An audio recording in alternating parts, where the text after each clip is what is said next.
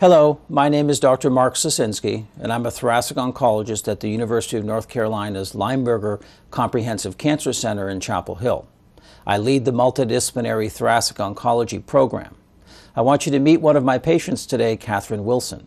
Katherine is from Morganton, North Carolina, and is a third-year nursing student at UNC Chapel Hill.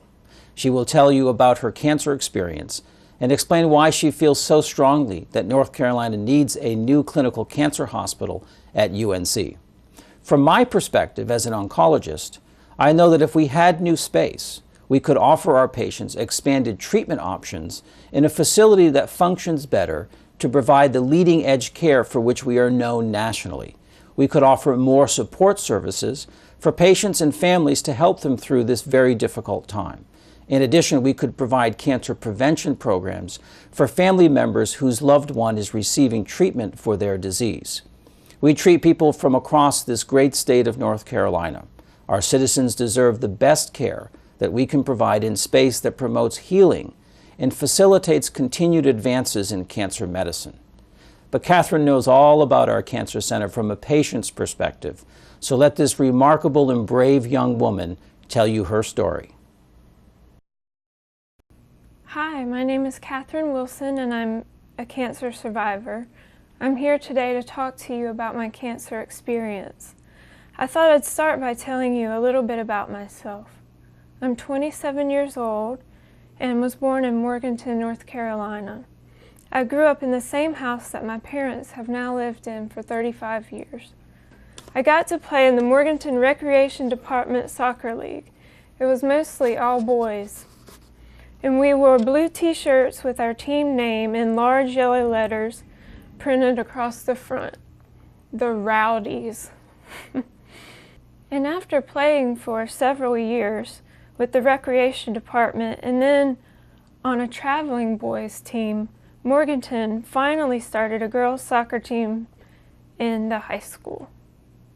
I enjoyed competing against other teams and cherished the close relationships I made during those years. The challenge of winning games helped prepare me for the biggest challenge of my life, my cancer diagnosis in April of 2000.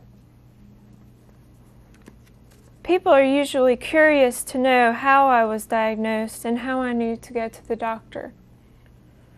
I actually was just about to finish my first year of nursing school at UNC when I started having a dry cough and severe back and chest pain. I was sitting in a nursing clinical class about a week after the pain had started, and as I breathed, I could feel crackling in my left lung. Thankfully, we had just learned about lung sounds in school, and I was immediately aware of what that crackling sensation might sound like through a stethoscope. So I asked my TA to listen to my lungs, and she suggested that I go to student health to have it checked out. After listening to my lungs, the nurses in the triage station at student health said that I needed to have a chest x-ray. When the chest x-ray came back with an unusual spot in my chest, the nurses called a doctor from student health to come and examine me. He then called in physicians from the UNC pulmonary team to check it out. After asking me what seemed like 100 questions, they diagnosed me with walking pneumonia. After taking an antibiotic for the next 5 days, I went back to the hospital for a follow-up chest x-ray. When it came back with the unusual spot unchanged, they sent me to have a chest CT scan, which showed a tumor in my chest. The medical staff was unsure at that time what it might be, so I was immediately scheduled to have a surgical biopsy a few days later. Finally, after waiting for a week, which seemed like a year, my surgeon told me and my parents in a small room at the thoracic oncology clinic that I had small cell lung cancer. We were shocked and devastated, as were the doctors. Like everyone else, I had never expected to have cancer, especially lung cancer at age 23. I hadn't even smoked very much at all, just occasionally when I was out with friends. It was a terribly upsetting and frightening time, and I thought that I was going to die. As we were leaving the clinic that day, the resident working with my surgeon chased us down to tell me that although the news was grim, I should never lose hope and faith. Those little words of encouragement have been with me for the past 3.5 years. A few days after my diagnosis, I started an aggressive treatment plan that included twice-a-day radiation with concurrent chemotherapy. I got really sick quickly, and I feel like the treatment itself almost killed me. Imagine me 25 pounds lighter than I already am now. I was reduced to skin and bones in just a few months, from nausea and vomiting caused by the chemo, and most of all from esophagitis, a terrible burn caused by the radiation to my chest, which made it nearly impossible to swallow, even liquids. Between each sip of Boost or popsicle lick, I had to squirt a formula called Magic Mouthwash, a numbing solution down my throat to enable me to swallow. I had one of the worst cases of esophagitis that UNC Hospitals has ever seen. I finished treatment that August and took a few weeks off before starting prophylactic brain radiation, which I had been dreading the whole summer. After a long and difficult 6 months of treatment, follow-up tests presented us with good news. I was in near complete remission. Although I was relieved to finish treatment, I knew that adjusting back to my old life as a changed person would be difficult. The following January, I came back to Chapel Hill to finish up my nursing work from the year before. Since then, I have had 3 recurrences. I actually just finished treatment for the 3rd recurrence in December and recently received great news. The cancer is once again not apparent on a scan, and we are once again relieved. These recurrences have slowed me down somewhat, but they haven't stopped me. I've been taking it 1 class at a time on my way to getting my degree in nursing. I have just 3 classes left before finishing. That's one thing that's been so hard about having cancer. It seems like I'm changing plans all of the time because of setbacks. I think one of my biggest adjustments has been learning to be flexible, prepared for anything, and not disappointed by setbacks, but proud of where I am and what I've accomplished. That's been hard. It's been hard not being able to do all the things that I want to do. My greatest challenge, I think, has been and still is to learn how to keep living with this disease as a part of my life instead of preparing to die from it.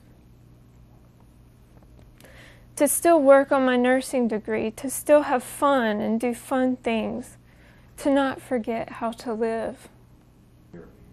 I have an awesome family who love me so much that they drop what is going on in their own lives to help me. Never in these 3.5 years have I been to an appointment or a treatment alone.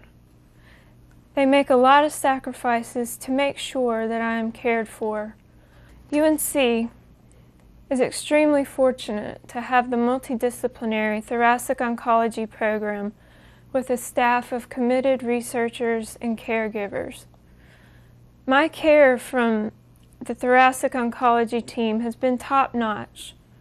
Dr. Morris, Dr. Szynski, and Stegall, Dr. Szynski's nurse, radiation oncology nurses like Shirley Freeman, chemo clinic nurses, Kelly Cross, who gives light massages to cancer patients, Liz Sherwood, my patient counselor, technicians, as well as the receptionist.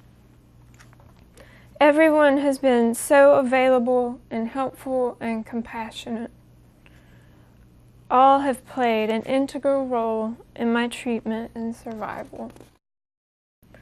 I am alive today not only because I fought hard or had a lot of faith and hope, or had amazing support from family and friends, or even because I had top-notch medical care. All of these things were important factors, but the truth is, we don't know exactly why I am still alive, and why so many don't make it this long. There's so much that we don't know, so much we need to learn.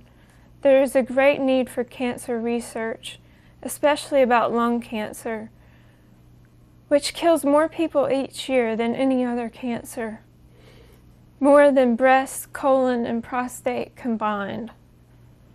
Yet it receives the least amount of funding for research.